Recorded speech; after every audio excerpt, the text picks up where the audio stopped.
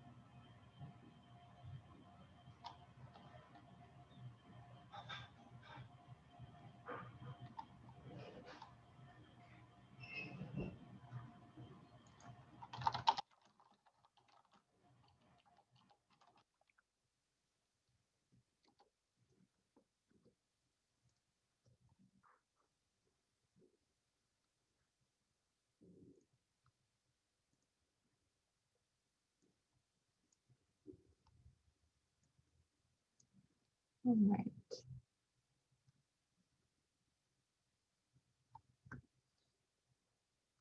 Well, I think we can go ahead. We'll go ahead and get started. I do think Erin will be joining shortly. But welcome back, everyone. I know it's been a little while since we all convened here. But it's great to see you all, or see your names in a black square, and look forward to today's session. So today we want to just sort of reset a little bit with the group here. Our purpose is to reconnect, sort of share some updates about next steps now that the community choice aggregation program has been resoundingly approved by voters, and share also some updates on the scoping for the CCA programming, which was the topic that we discussed at the last meeting back in late October.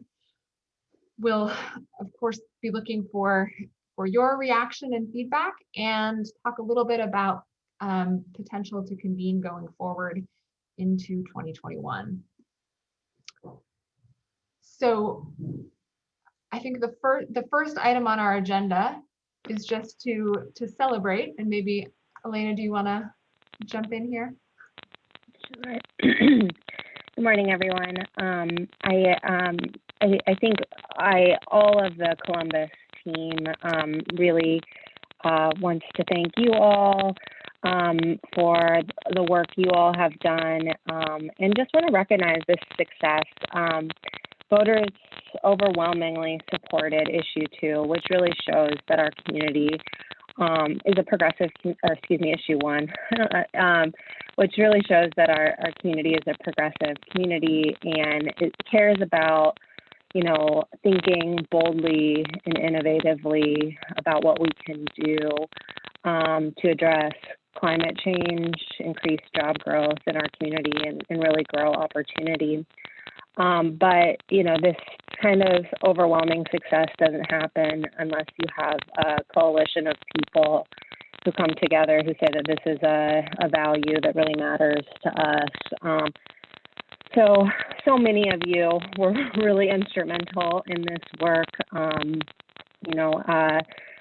know that Leo with the Nature Conservancy is on today, and Kathy Cohn-Becker with the Sierra Club, Elder Price, all of you all I know were very instrumental in this passage. And so I just really want to thank you all for your support thus far, And we're really looking forward to what this now means for us as a city and what kind of opportunities it can create for us.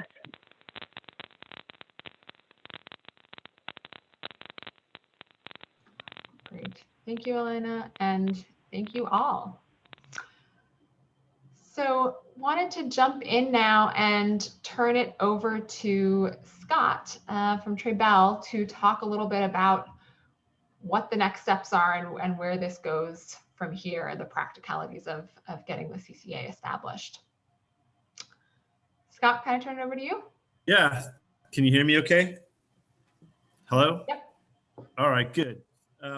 Hi, everyone. The plan of operation and governance, which was adopted in late November after 2 public meetings, the plan is an important step simply because without having the plan of operation and governance established, we can't submit to the PUCO the city's application to become a governmental aggregator. So those meeting dates were November 17th and 19th. The plan on that following Monday was adopted on November 23rd, which was great.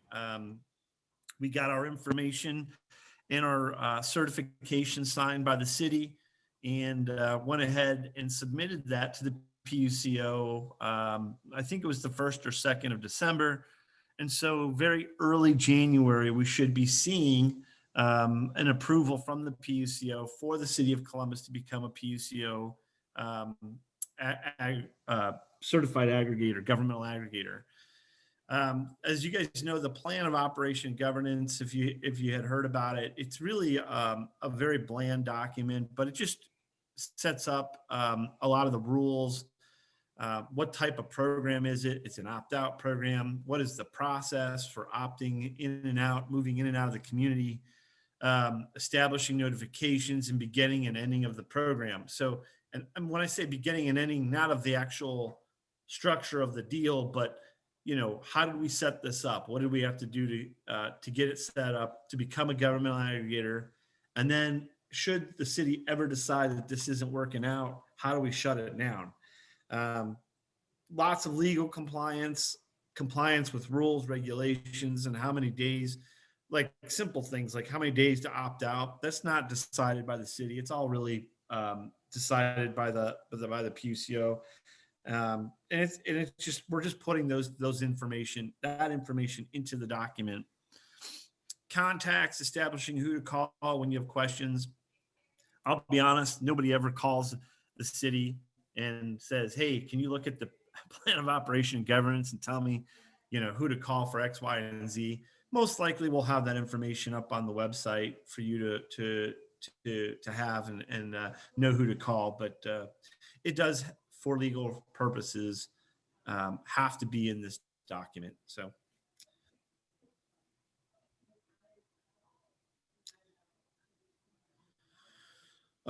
As I already mentioned, the application was signed, notarized, returned on the 30th. And again, the commission's approval process begins when we docket the actual document, and that was already done by Trebell.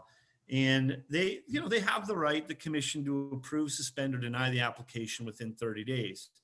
This typically doesn't happen. I just want you to know it would take some outside force for somebody to really try and disrupt that. But if no action is taken, meaning by the PUCO, the application is deemed automatically approved on the 31st day after the official filing date. And then it usually typically takes them a couple days to post up the actual certificate. I don't think we're going to have any problems with that. Again, that's going to be early January. Next slide. Currently, as most of you know, we've been saying this for a while now. We've been negotiating the master service agreement with AEP Energy. We are working through this still. I would say 70%, 80% of the document has been created at this point. We're just now having some back and forth with AEP Energy, and the city will have some say in the matter of the final language in there. And so I suspect it's going to be another week or two before we get close to finalizing that. But the MSA terms expected are expected to be covered in this. This is being negotiated, so I don't want you guys to all take this as the finalized product, but there will be likely a 1-year start product, a 1-year product, meaning using as they call it, brown energy, covered with RECs, renewable energy credits, to create a clean energy product. After that, there'll be potentially another 2-year program, still using RECs, partially using some of AEP Energy's newly contracted facilities. And I say facilities, renewable energy generation facilities.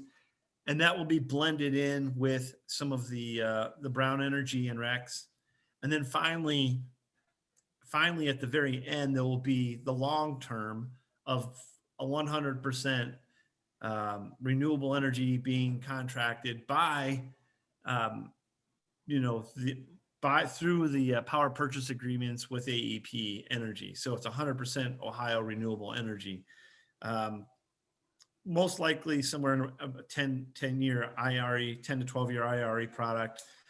As we've already talked about, there'll be 0 early termination fees and net metering will be allowed.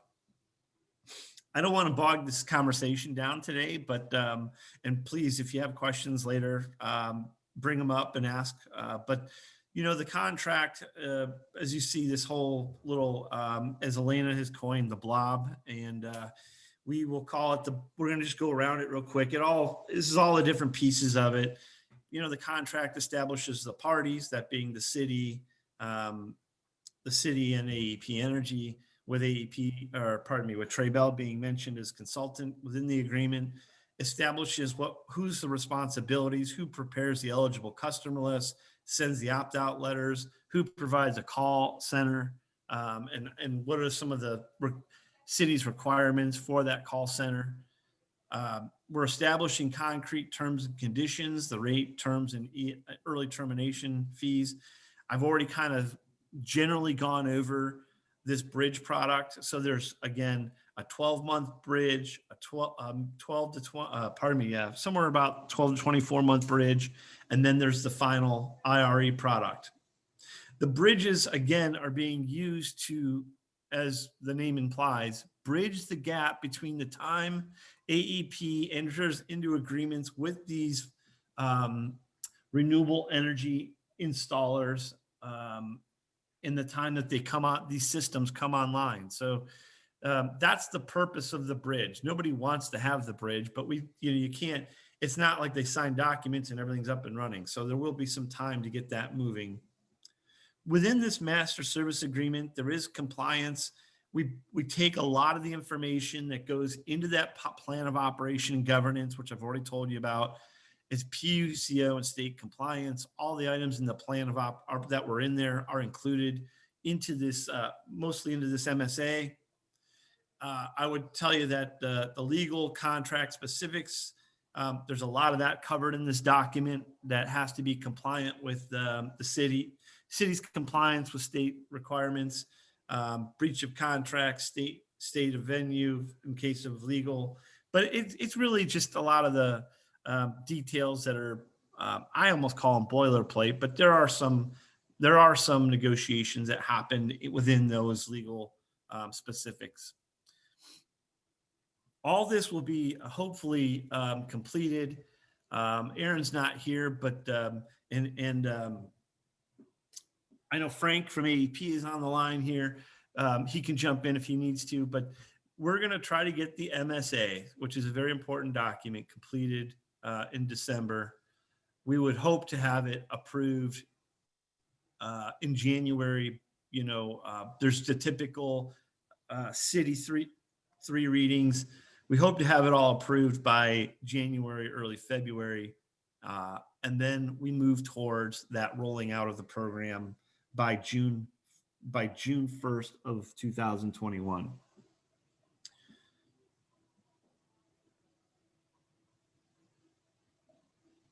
Go ahead, next slide.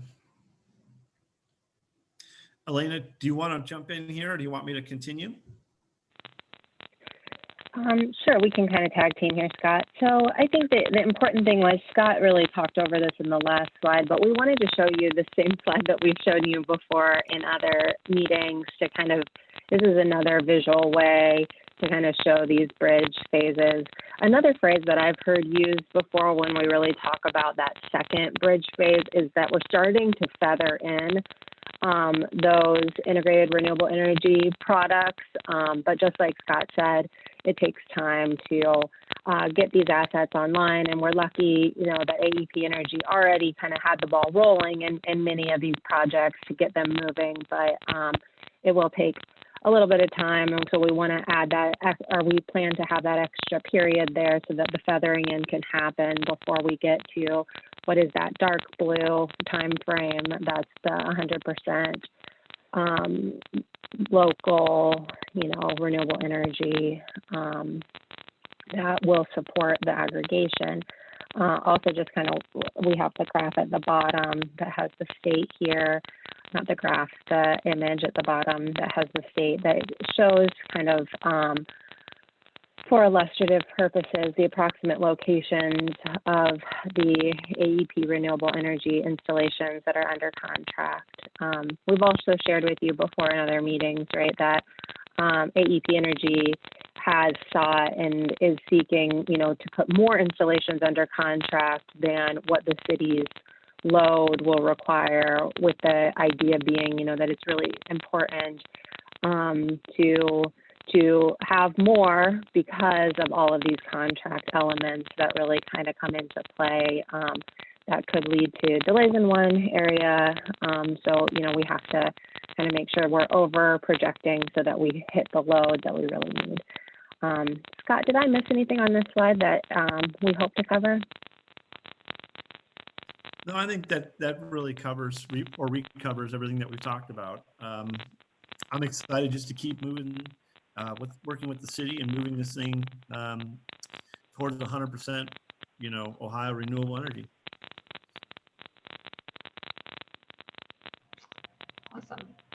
Thank you both. So we wanted to pause now and go to questions, but also we have Aaron now in the room. So with apologies after some technical glitches. Aaron, is there anything you wanted to jump in here? Hi, good morning, everyone. Yes, thank you, Sonia. So sorry for being late and joining in. Yeah, then I was having some technical issues. Yeah, thank you, Elena and Scott, for kind of getting everyone started and kicking us off in that great overview. I was kind of in and out catching some of that. I don't have anything to add to that, but did just want to thank everybody here again for being here, for continuing to engage with us as we go through this aggregation process. And I know Elena already, I think, talked about this, but just to celebrate, you know, the passage of issue 1. We really are very excited to have that, you know, passing overwhelmingly in the city of Columbus. You know, really excited for all of us here. I think that just really shows, you know, how important this work is and how important clean energy is, climate is to residents in the city of Columbus. And I did just also want to give a shout out to the Sierra Club and to Kathy for all of the work that they did, not only supporting this in Columbus, but in Grove City. Really excited to see that pass in Grove City as well. So really great November for Central Ohio when it comes to clean energy. I'm just excited to be here with all of you to kind of talk about next steps. So thank you. Great. Thank you, Erin. Now we just tossed a bunch of the sort of technical and legal next steps here on the screen. Wanted to give folks a moment to react, ask any questions, or any other comments before we move into talking about next steps on some of the programming side.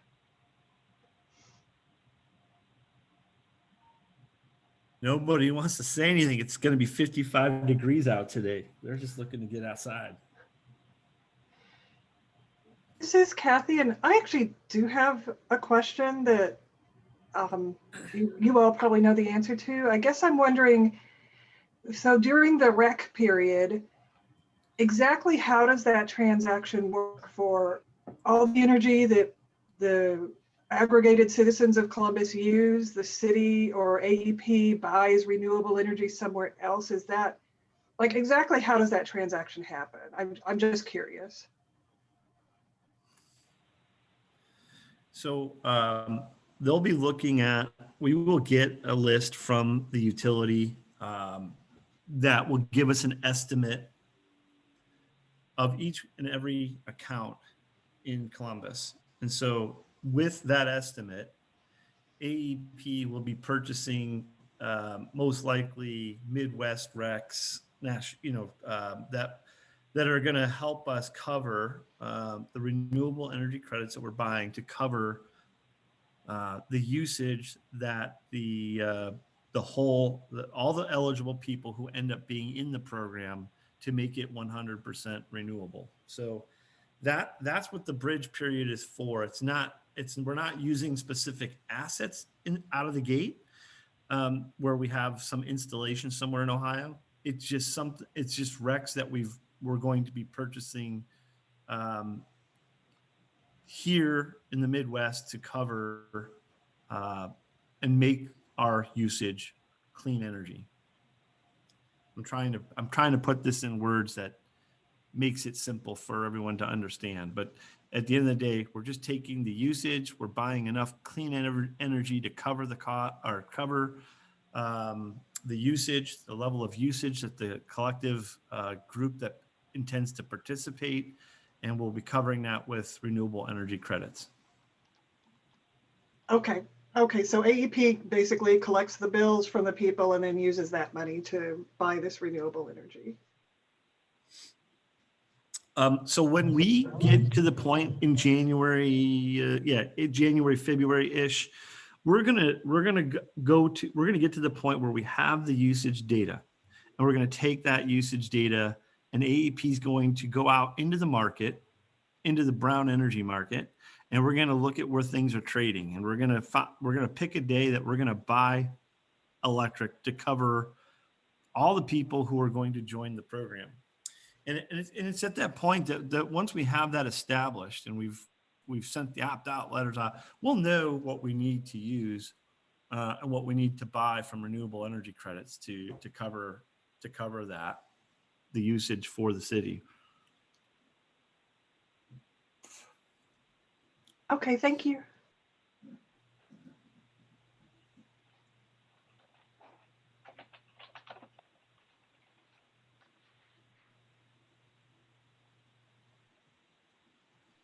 Any other questions on Rex or MSA or anything in that category?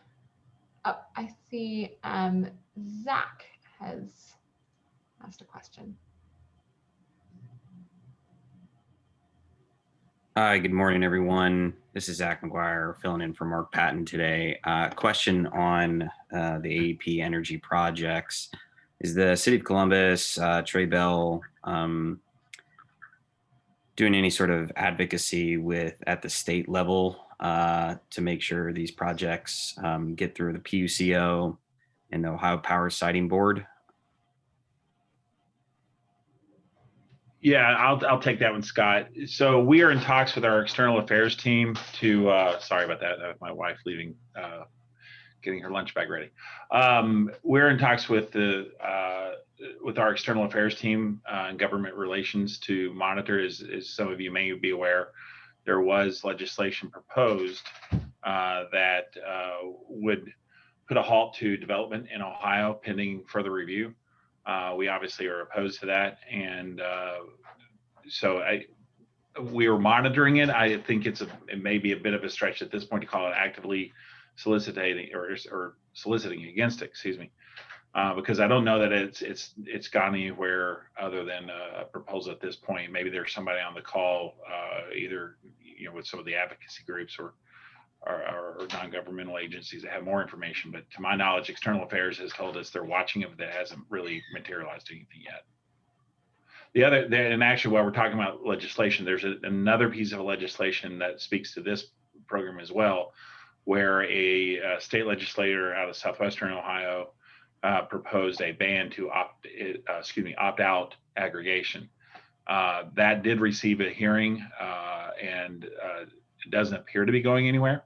But those are the two primary things that we have asked our external affairs team to kind of keep on top of.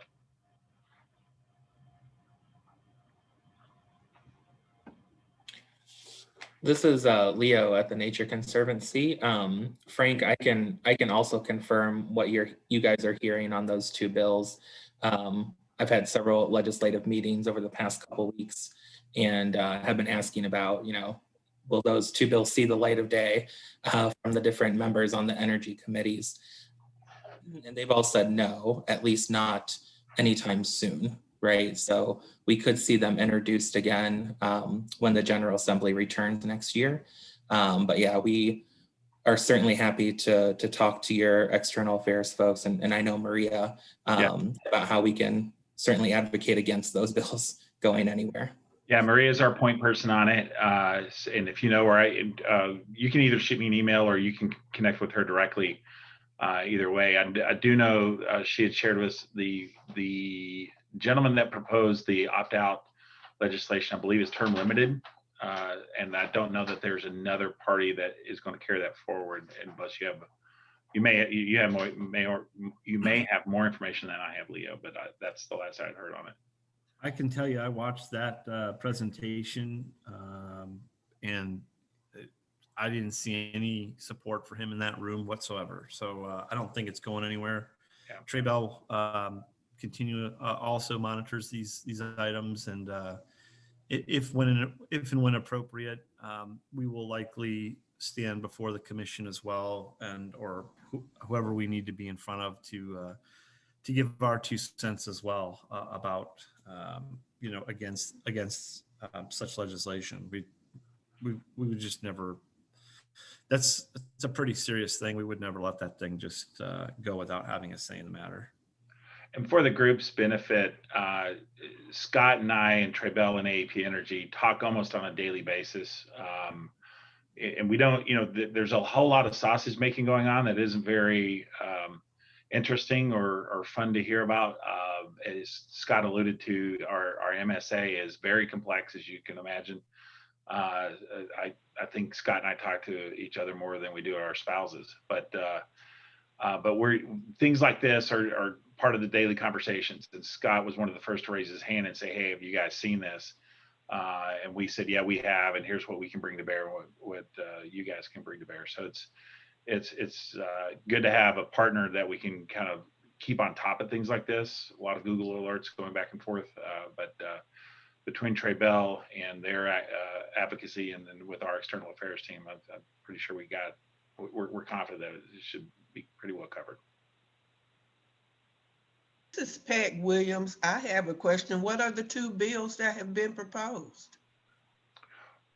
One would put a halt to any further renewable energy development. I understand that, but do you have the numbers? Oh, ma'am, I do for the not. House? Okay. All right.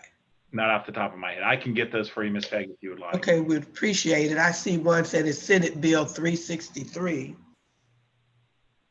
Yeah, the aggregation ban is Senate Bill 363. Okay. And the bill to ban large renewable is 786. House Bill 786. Excellent. All right, thank you. Thank you, John Paul and Jenna. I think that was Jenna. Great. Thank you all. Well, why don't we move into talking a bit about the next steps on sort of scoping around the CCA programming itself. And I want to hand it over to Elena. Yeah, so it feels like a very long time since we all talked, although I know it hasn't actually been that long.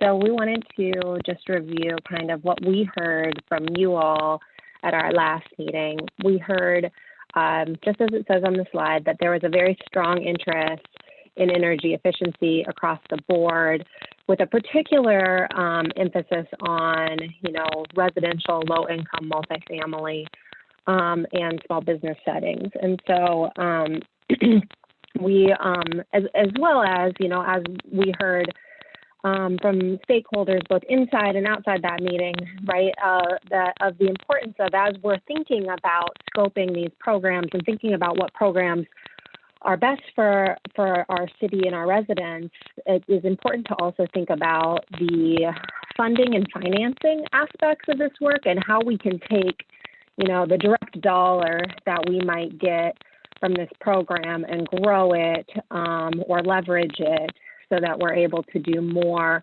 than what we would do just with whatever the direct dollar is that we receive from the program.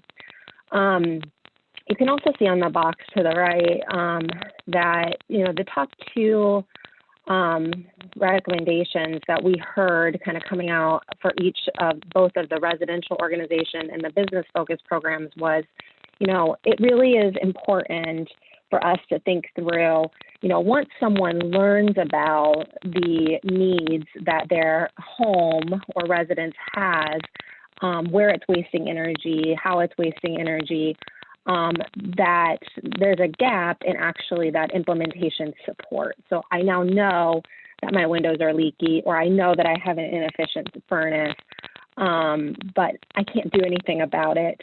Someone needs to help me then with that next step of actually implementing the measures that will make a difference in the wasting of energy that's happening in my home. We heard that as well on the multifamily side of things, and we heard that resonate quite a bit with you all, is this idea that, for renters or for people that are in multifamily housing, there's that split incentive, right? Renters and then the folks that own the buildings have different interests when it comes to energy efficiency improvements, and addressing that split incentive is really important if we're going to see energy efficiency happen in multifamily housing.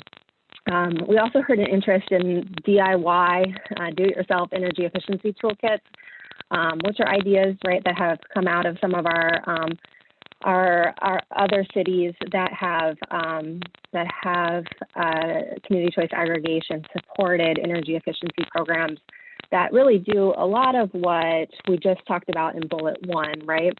Is give people, for the smaller things that can be done in their home, the literal tools that they need to be able to do the work themselves in their homes. And then, lastly, we heard, that there's a certain amount of coaching support for audit recommendations for organizations and businesses that needs to happen as well, right? It's all about that gap filling, right? It's not enough to just learn that you have problems or issues that need to be addressed in your home or business. Somebody really needs to guide you through the next steps in that process. Sonia, if you want to advance. So building on that, right, taking the feedback that you all provided to us, our next step in the process was really to try to learn and do a landscape analysis about what our peer cities are doing. We are still in the process of this analysis.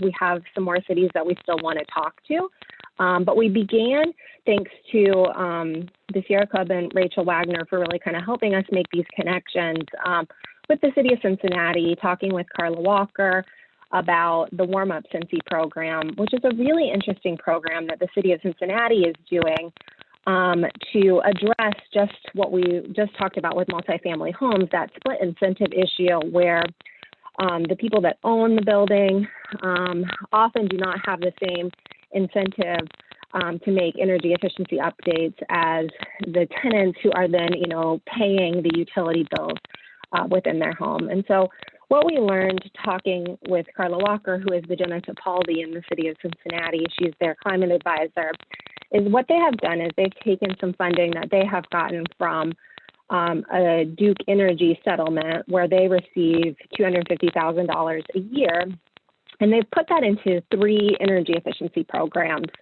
One energy efficiency program that's tenant focused, they have rolled out and deployed. The other two, which are building owner focused, they have fully planned, but my understanding is they have just begun the process for actually deploying those programs.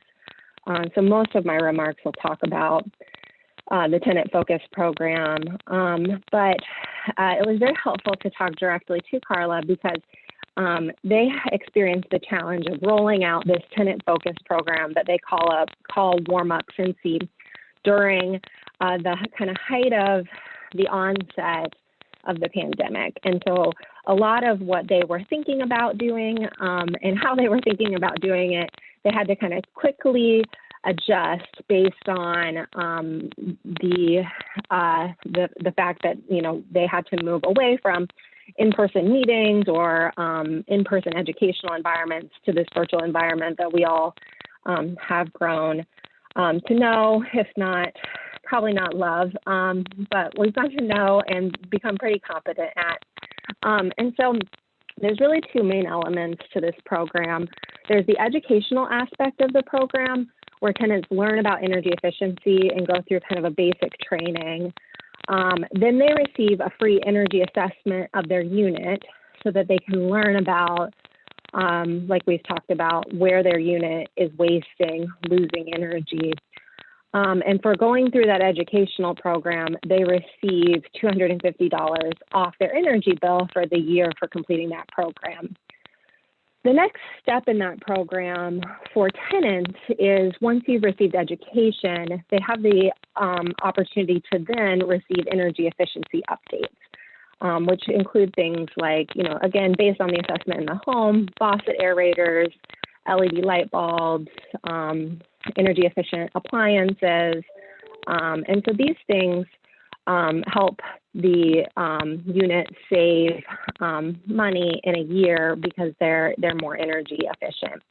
And if the tenant makes their way through that piece of the program, my understanding is they get some additional funding back.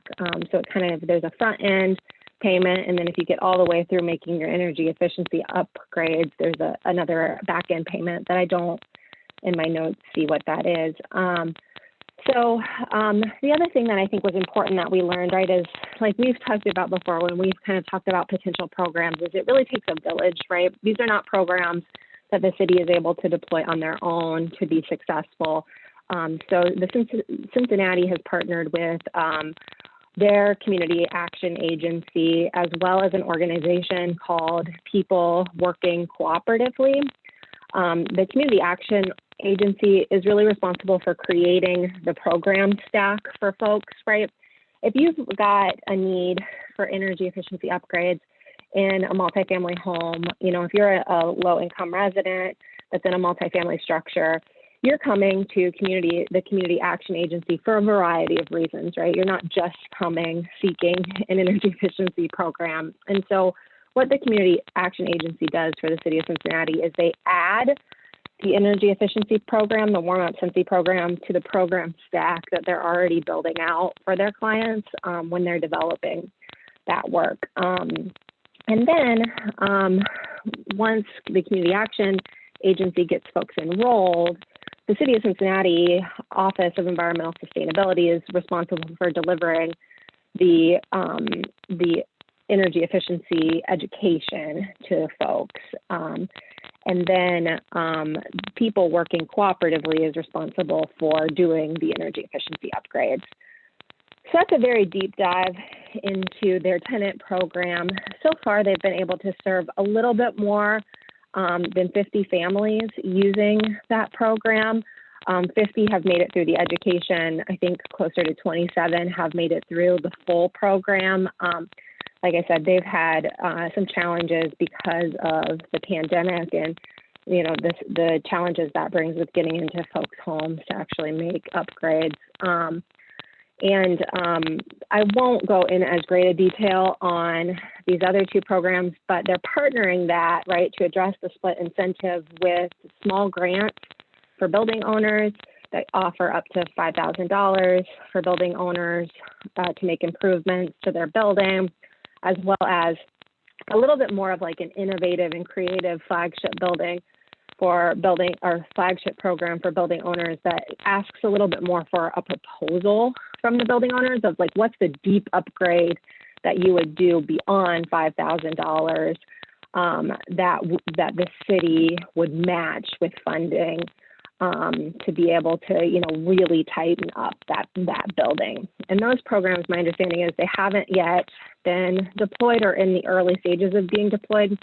So there aren't really any results yet to report from them. But this program, this Warm Up Cincinnati program, or Warm Up Cincy program, was developed through the American Cities Climate Challenge and through American Cities Climate Challenge support and supporting partners. And so it was really an innovative way to address that split incentive issue. I'm going to turn it over to Sam to talk a little bit about what we've learned from Minneapolis.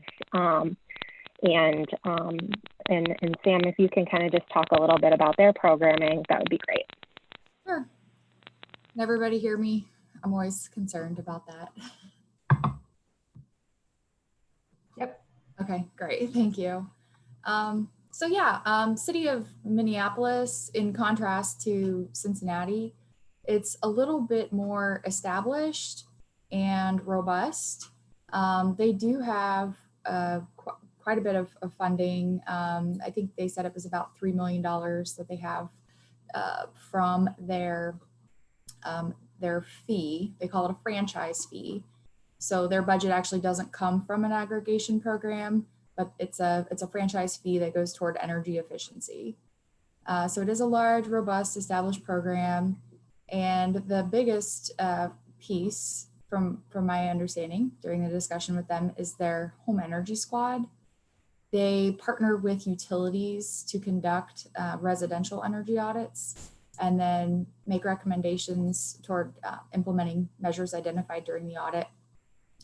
And they were able to do, you know, in contrast with Cincy, they were able to do 1,500 audits. And they have also had to kind of make the shift to remote audits. So my understanding is they basically have the participant use some type of app through the phone to walk around and get all the images of the areas that are needed.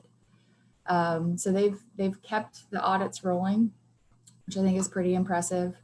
The cost of the audit for a contractor to do this level is $600. This is a really robust analysis. So they've got energy efficiency professional teams prior to the pandemic who are coming out and conducting blower door tests, checking to see like air loss rates for houses. So they're getting a lot of really good, precise information about what type of savings are available and what type of savings could be achieved. So they're getting a lot of really good information from that program. Now, as far as the costs to participants go, there's typically a $100 fee for the audit, and the $500 balance is covered by the respective utilities. If you are a lower middle income resident, that fee is waived, and the city of Minneapolis will cover that. So those residents can access the program at no cost to participate.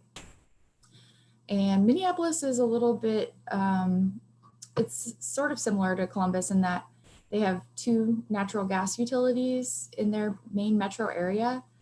They only have 1 electric utility. So they've created a map which allows them to quickly see where the resident lives, and then the billing will go to the respective utilities for that audit.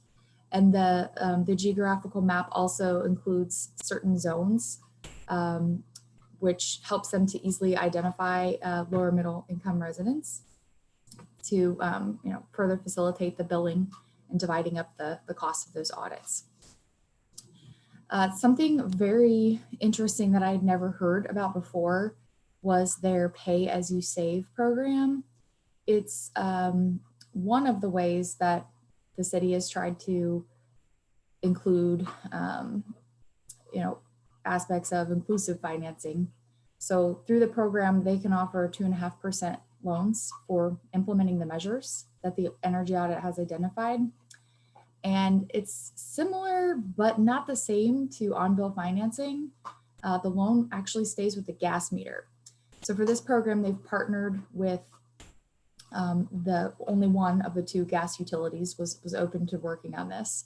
But the loan for the improvement stays with the gas meter. So it's not really the property and it's not really the resident. So it's kind of unique from on-bill financing in this way. But the cool thing about the program is that it works well for a renter or a homeowner because the loan is attached to the meter. They do only offer it to cash flow positive projects. So what I mean by that is they've done an audit, they've identified improvements, and they believe that they can finance it in a way so that the resident's bill is at least 20% lower after they implement the measure. And then the resident will make the payment. So their payment is 20% lower associated with that gas meter moving forward. If somebody was close to being cash flow positive, they're close to that 20% threshold, they have the option to let the resident bring the cash to the table at the closing so they can still participate. So I thought that was a really nice option to give people who were maybe at 15% or 18% to still get the measure done. And because of the gas company being involved with this process, they have to have gas savings associated. So for the PAYS program, the primary measures that they're seeing implemented are weatherization and air sealing. They do have two other main areas that we talked about. One is the passive home residential construction. So this is something that the city of Minneapolis is working on that's independent from their utilities. They are in the earlier phases. We didn't spend as much time talking about this, but I think it's worth looking into, how can we support energy efficiency home construction. And then finally, they do use some of their franchise fee to pay a full-time lobbyist. And this is at the state level. This is just to help keep energy efficiency at the forefront. So I thought that was kind of interesting as well. Just kind of how they look at their entire budget and how they're using these funds. And City of Minneapolis is a little bit different than City of Columbus in that they don't have as much air conditioning. It's somewhat uncommon, as they mentioned during our discussion. And they do have utilities that support residential and commercial programs. So in these two ways, they're a little bit different from Columbus, but I think there's a lot that we can learn from them. They've connected us to a lady, her name's Dr. Holmes Hummel. She's with Clean Energy Works, and they work on all different types of inclusive financing. So in the future, we hope to set up a call with her and learn more about the PAYS program. That's who implements that for the city of Minneapolis. And then I know that she has other programs that she works on all around the country. So we're hoping that that's another good connection that we can draw on and learn from the city of Minneapolis as we try to put our programs together. Thank you so much, Pam. Sonia, would you mind toggling back to the other slide? So we've learned some stuff from Cincinnati, we've learned some stuff from Minneapolis, but we have more to learn in our journey. We really want to also talk to the city of Chicago because they are going through a similar process where they're looking at what funding a franchise fee that they have can go toward for energy programming. We want to talk to the city of San Jose because we talked to them early in our investigation of community choice aggregation, but they, like Columbus, have some similarities in that they, are kind of working on programming that, would be their kind of city community choice aggregation funded programming, where these other two or a couple of programs are coming from other funding sources. And then St. Paul. So our real focus here, outside of San Jose, is really trying to capture from other cities who have both similar climates, so similar energy issues to what we have, where you have kind of that blend of natural gas and electricity powering homes, and also just a similar dynamics and like kind of what people value and what people see as kind of important in their communities. So we have a little bit more work to do before we're done with this. We're also continuing, as we mentioned in the last slide, to explore the ways that we can finance this work, potentially bond this work to make our money go further, and working with Sonia and her team to support scoping efforts moving forward. So Sonia, if you want to advance now 2 slides.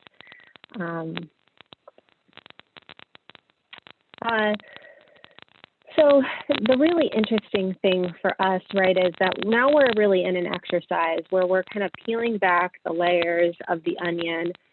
And I'm not sure if this metaphor is going to completely work, but, as we peel it back, the layers kind of the onion, right, at first they're kind of, they're not really deep, right? And as you get closer to the center of the onion gets a little bit thicker, right? And that's exactly kind of the process that we are in right now is as we're doing the landscape analysis, we're in those early kind of peeling back of the layers where we're going not super deep. We're trying to kind of broadly understand what other cities are doing. We've tried to kind of broadly understand from you all where your values lie. And the next step is for us to really get back to that second layer now, right? So again, kind of going back to the last meeting that we had, you all raised with us 6 ideas that were really important for us to kind of focus on for scoping, right? And so these 6 ideas are listed here. We've touched on most of them. We touched on the gap kind of the most in that first slide, but, critical to addressing the gap between implementation support is also assessing, is there more work or gap filling that needs to be done on the assessment side of things? The twin for energy efficiency is renewable energy. Are there renewable energy opportunities that we should be looking at? We've heard pretty clearly from you all that in everything we do, we should be thinking about what are our workforce-oriented programs that can support this work. And then, we heard from you that it is worthwhile investigating programs to reduce energy use during peak periods because everyone benefits when work is done in that area. So as we peel back these layers, the next step for us really is to start to understand the who, what, where, when, why for any type of a program that would support any of these kind of 6 idea areas, right? Who are the right people to partner with? What should we be focusing on? In some of these areas, there might be many different whats. How is a program like this deployed? Why is it important? And I know I missed one of the 5 W's because I've only gotten to 4. But the point there is, we have to start, and we also have to understand, the cost implications of these programs. How many people could we plan to reach and at what cost, right? So we're starting to get an understanding of that in the landscape analysis, but we need to continue to peel it back so that we understand that more. And so we're early in this process. We just, wanted to make sure we had this meeting to check in with you so you understood kind of where we are and where we're going, so you can help us, provide some direction and other thoughts that you might have as we move forward with this work. But that is why, next we'll kind of be talking through timelines so you kind of have an understanding of where we're going to. The goal is to kind of continually check in with you all as we learn more so that we are transferring knowledge just like we've transferred the Cincinnati and the Minneapolis knowledge to you today, so that we're all kind of working with the same basic understanding of this work, and so that we can all kind of work together to think through and prioritize what's best for our city. So with that, I noticed, I can't recall, Sonia, what will happen next, but I did notice that we have been joined by Councilmember Dorans, and I wanted to give Councilmember Dorans an opportunity to speak to the group and weigh in on the work that we're doing. Good morning, everybody. No, don't want to take up a lot of time here. Just want to say thanks for everyone's continued engagement around this. I know particularly this topic is one that is going to have a tremendous impact on our community. So appreciate all the ideas folks have brought to the table, and certainly Elena and everyone else from the city's hard work and trying to bring all these great ideas together so that we get it right for folks here in Columbus. So just glad to be here and be a fly on the wall. And thanks for everyone's continued engagement. Thank you, Councilmember Dorans. I'm going to turn it over now to Aaron to just talk a little bit about some of the next steps, just so you have a sense of the timeline, and then we'll pause for questions, comments, and as always, feel free to pop ideas in the chat. Yeah, thanks so much, Sonia. I feel like folks maybe have seen this slide before because I know we've shared this a couple of times at public hearings and I think at other meetings that we've had, but always want to revisit just the timeline that we're looking at so folks kind of have an understanding of what has happened kind of in the immediate past and then what's coming up in the immediate future. So I think here at the end of Q4, we're here in December continuing our MSA negotiations. We're here having our aggregation advisory group meeting. And then looking ahead, really it's at the beginning of 2021 in January, February, that we will be looking to really finalize that MSA. It is going to go through a council process, so we will have a public hearing. And I will just put out there now, council isn't going to be meeting until January 25th, so that would be the earliest that you could expect to see any kind of legislation. We'll plan for that, do our best to get that, but it may be that early February as well that we're looking at. We do intend to have more advisory group meetings. I'm going to speak to that here in a little bit. So that will also be happening at the beginning of 2021. We're still aiming to have programs stand up in terms of just the aggregation program itself, starting up in March, April, just continuing to work on that really. And then it would be May that we would be looking to get the opt-out letters out. So that's when that initial wave of opt-out letters would go out and then the program would begin in June. So that's the timeline we're still operating under. Just kind of wanted to share that and go over that. And that still puts us 6 months ahead of our initial goal of having 100% renewable aggregation program by 2022. So I think we're in good shape in terms of the timeline. And I think if we go to the next slide, I don't know, Sonia, if you were going to facilitate, but any feedback on this in terms of timeline or just questions? And I know we'll make sure you get all of these slides so you can look at that more thoroughly if you need to. Okay, I'm not seeing anything, so I think we can go to the next slide. Yeah, and so I touched on this briefly in the timeline in terms of, next steps for the advisory group. I know we had kind of a very fast cadence of meetings that were leading up to November 3rd and actual passage of aggregation, but we certainly want to continue to work with all of you as we are moving into more of this implementation phase of aggregation, continue to really get your input on community priorities for the aggregation program, continue to really scope out our efforts, for any new initiatives. So what we've kind of talked about and are considering and planning to do is to have at least 3 more meetings for the first half of 2021. And so I think we're going to meet in January, February, then we'll have a meeting in March, April, and then we will meet in May. So that way we're kind of meeting with everybody, checking in right before the aggregation program actually starts and kicks off. So that's the time frame we're looking at. I know, please feel free to reach out to us if you feel we're still planning to have those meetings go about an hour and a half. Again, I feel like it kind of depends on how much conversation and feedback we're getting at the meetings. But we just want to continue checking in with folks, getting your feedback, making sure that we're in this together throughout the process as we really stand up this aggregation program. But if you have questions about any of that or concerns about the time commitment, maybe you didn't realize that this was going to go that far out when you kind of joined on, please just let us know.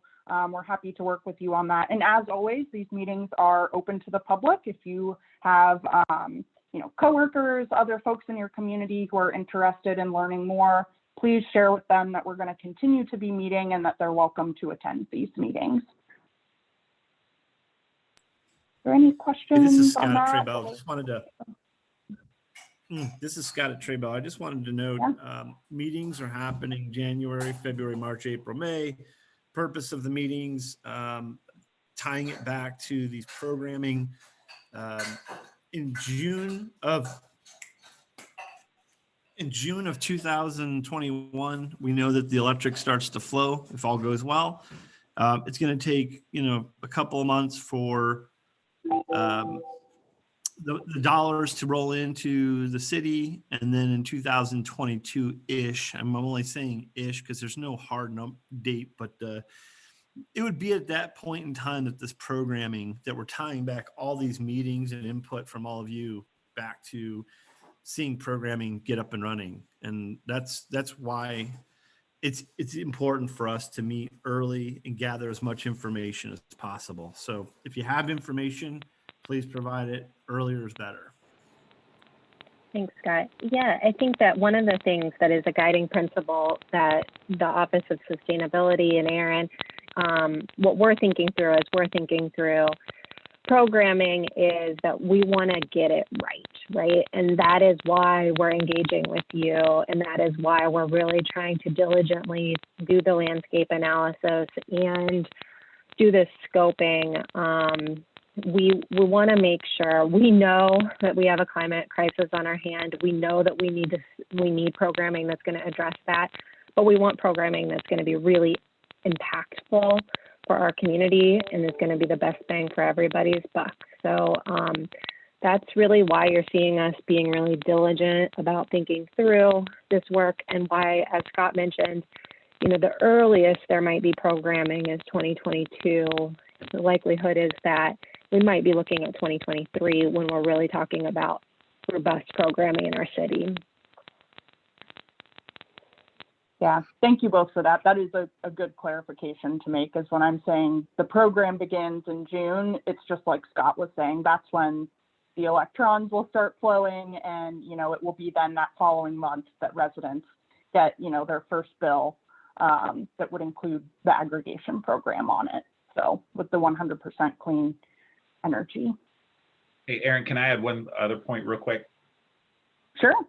So this is Frank Wilson with AP Energy. I just want to echo Scott's comment in that the other component that we had brought in our RFSQ response was a partnership with the Columbus Urban League and with Impact Community Action. Scott's absolutely right. Timing wise, right now we're focused on the things you see in front of you to get this up and running. But after the ballot initiative, I did send an email to Bo Chilton, who works with Beth, and to Stephanie Hightower, just to affirm our continued desire to work closely with them, and that we would have more discussions coming forward as we get closer to customers going on flow. But that wasn't our RFSQ response, and I just wanted to use this opportunity to tell you that we're still engaged with the leaders of both organizations and are looking forward to working with them. Thanks all. Yeah, thank you. All right. So one last call. I know there was a lot here and a lot of great programming and sort of dense information as we get into the details of all the different possibilities that peer cities and sort of exploring much more. Are there any other questions or ideas or things that folks want to pose now? Otherwise, we may be able to give you a little bit of time back on your Friday morning.